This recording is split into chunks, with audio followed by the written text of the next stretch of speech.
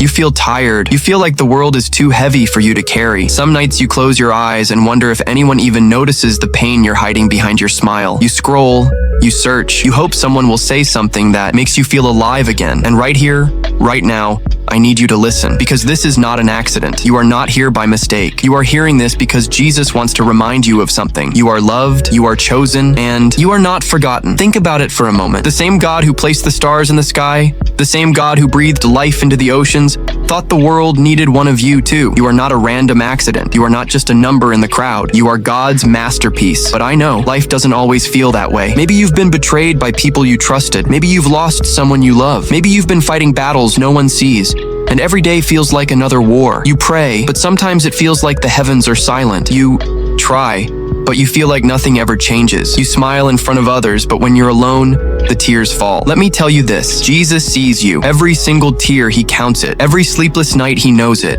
Every silent prayer, he hears it. He has not forgotten you. You are not invisible to him. The Bible says in Isaiah 49:16, I have engraved you on the palms of my hands. That means your name, your life, your story, it's written where he can never lose it. That's how much he cares. Now, I want you to imagine something.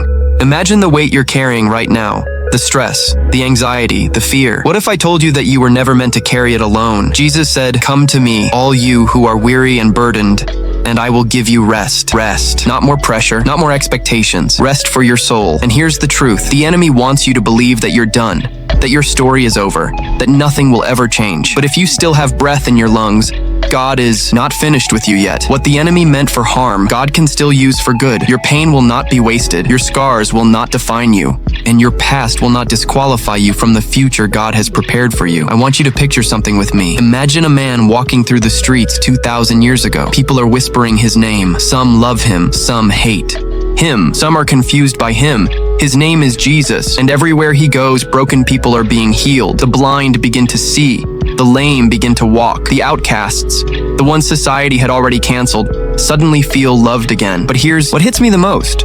Jesus didn't come for the perfect. He didn't come for the ones who had it all together. He came for the broken, the hurting, the rejected, the lost. He came for people like us, people who mess up, people who don't always get it right, people who carry pain behind their smiles. The Bible says that when Jesus looked at the crowds, his heart was filled with compassion. He didn't see numbers. He saw names. He didn't see statistics. He saw stories. He saw individuals with fears, with dreams, with tears running down their faces, and he loved them anyway. Think about that. In a world where love so often feels temporary, where people walk away when you're no longer useful, Jesus offers a love that never leaves, a love that doesn't depend on how many times you fail, a love that doesn't vanish when you're at your lowest. And then he did something nobody expected. He gave his life. He carried a cross, not because he had to, not because we deserved it, but because he couldn't stand the thought of eternity without you. The nails didn't hold him to that cross. Love did. Your name, your face, your story. He had it in mind. That means when you feel worthless, he's saying, you were worth dying for. When you feel abandoned, he's whispering, I will never leave you or forsake you. When you feel like giving up, he's reminding you, I conquered death so you could live. And maybe right now, you're in a season where you feel like everything is falling apart. Maybe your finances are collapsing. Maybe relationships are breaking. Maybe your faith is shaking. But listen carefully. The cross proves that God can bring life out of death. He can bring hope out of despair. He can bring beauty out of ashes. Your story is not over.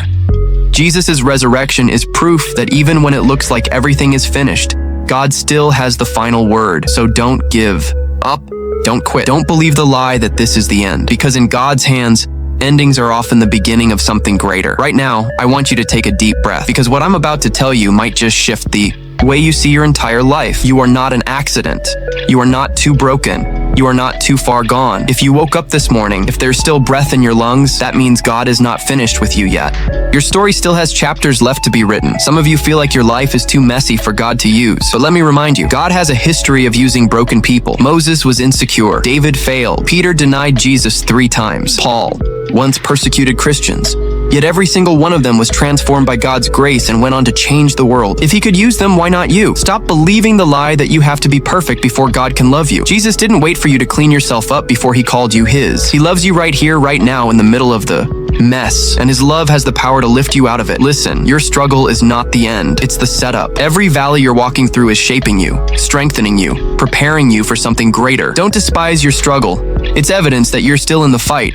And where there's a fight, there's still hope for victory. I don't know what mountain stands in front of you right now.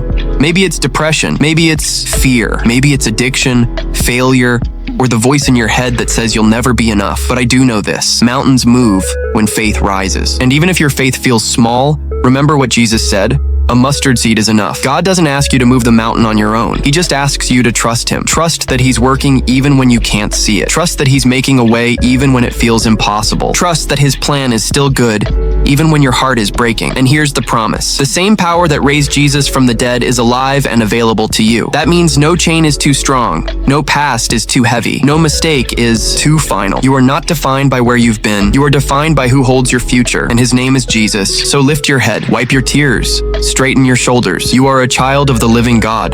That means you are chosen, you are called, and you are destined for more than this world says you are. And if you feel weak today, let this be your reminder: His strength is made perfect in your weakness. Where you can't, He can. Where you fall, He lifts. Where you doubt, He proves Himself faithful. So don't give up now. Don't let this be the chapter where you quit. Let this be the chapter where you rise. Let this be the moment you say, enough. I will not let fear control me. I will not let my past define me. I will not let the enemy steal my joy, because Jesus has already won the victory. And if He is with you, then who can stand against you? Now, before this video ends, I want you to remember this: you are loved more than you know. You are stronger than you think, and your best days are not behind you. They are still ahead. If this message spoke to your heart, don't keep it to yourself. Share it with someone who needs hope today. And if you want to keep hearing reminders like this, truth that lifts your soul, make sure to stay connected, because this journey is just beginning. Your story isn't over. It's only the beginning, and the author of your life is still writing something beautiful.